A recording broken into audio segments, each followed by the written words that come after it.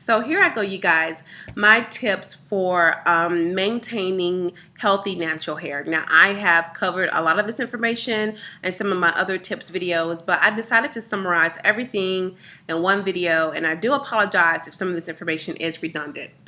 Try to back up some so that this light won't be blaring. Yeah, y'all like my eyeshadow? Yeah, I'm doing a little reggae like feel today. So anyway, you guys, sorry. So I'm reading off of this. If you follow me on Facebook or Instagram, I have this little diagram I created. I have this little diagram that I created a while back, tips for growing healthy natural hair. Excuse me. So I'll be reading from that, okay, and summarizing. So the first tip is healthy living. I think that's pretty much self-explanatory. You are what you eat. You are not going to find someone walking around with a bucket of chicken with waist-length long hair. I'm sorry, but a lot of the women I see with long, healthy, beautiful hair, they have a alternative lifestyle. A lot of them are vegan. A lot of them are extreme. They believe in clean eating. They exercise. They drink tons of water. They limit their alcohol. They don't smoke. So they're making sure that they're eating the right types of food that is not only feeding their body, but it's also feeding their hair, their nails, and their skin. Now, I know that a lot of naturals are into the vitamins, and this is my take on vitamins. Keep in mind with vitamins is that vitamins are great for people who have vitamin deficiencies. So, you'll find people who are like, I'm taking, these vitamins and I'm seeing a change. Well, yes, because you're probably not eating the right types of foods anyway. So of course your body's going to notice a change because now you're taking vitamins. And ironically enough, most black women do have vitamin deficiencies. A lot of us have vitamin D deficiencies, vitamin B deficiencies, vitamin C deficiencies. I do myself. So yeah, taking those extra vitamins will help us, but we need to also ensure that we're eating the right types of food. Because I eat. I bake, y'all, which is bad. I love sugar. I don't eat a lot of junk food. I love sugar. I love making smothered chicken. It may be organic chicken, but I'm making smothered chicken. I don't eat that much all the time, but I guess my point is that I'm chubby and lovely because I do overcompensate when it comes to food, but we do try to eat pretty well. When it comes to water, that's all I drink, water and wine, because it's in the Bible. And so I tend to stay away from hard liquor. I drink hard liquor socially, which I don't really have a social life anymore. So I drink water, a lot of water, and that's all I drink basically. I don't even drink juice. That's for my baby because he's greedy as hell. So yeah, just make sure that you're consuming the right types of food. Next up, moisture.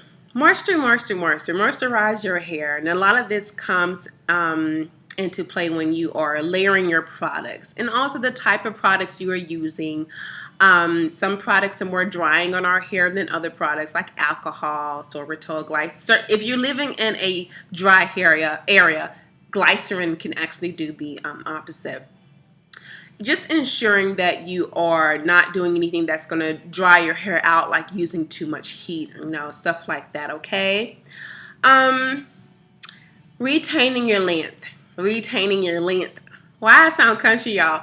Retaining your length is another way to just help have healthy hair. A lot of that comes into play when you are practicing low manipulation and protective styling. Learning how to leave your hair alone. I say that over and over. Even if you have shorter hair, do your hair, wear your hair in twists. Okay, wear your hair in twists and leave your hair alone. Look, do this for about 60 to 90 days. And I promise you, you are going to see an improvement in your hair, ensuring that you're moisturizing your hair in between, and of course, washing and shampooing your hair, and retwist it back up, wear it up, and leave your hair alone. Do that every other week for 60 to 90 days and you will see an improvement when it comes to length retention. Also ensuring that you're wearing a satin bonnet at night. It's not sexy. It's a great birth control method for some people, but just wear a satin bonnet at night. You don't have to do a satin pillowcase, satin sheets, satin curtains, but just a satin bonnet protecting your hair, okay? I am more so into finger detangling my hair when it, as opposed to using a comb. Now I do use a comb, but I don't go crazy in each section. I mostly focus on finger detangling. I find that I don't suffer or I don't have much hair coming out as opposed if I were to use a comb to detangle my hair. Of course, I don't use a brush. I mean, I have a brush, but I haven't used a brush in about, oh, sorry y'all, that light. I have a brush, but I haven't used a brush in about 2 years. Probably longer than that, and that was to help with a puff, and that was useless. So limiting your heat is another big one. And I know that a lot of naturals, you know, they do use heat. I have a girlfriend, Rainy, hey Rainy, if you're watching this, but she was having her hair blown out every month, and I just couldn't do that. I just can't. I'm not going to do that. Okay, let's just be real. I'm not going to do that. And more power to her if she wants to do that, and if you want to do that. But if you're looking to retain length, if your focus is to have healthy natural hair, I do not advise using heat on a weekly, monthly basis. High heat and flatten iron your hair every month. I just wouldn't recommend that. If you want to use heat on a monthly basis, low setting, 15 minutes maybe, okay, you know.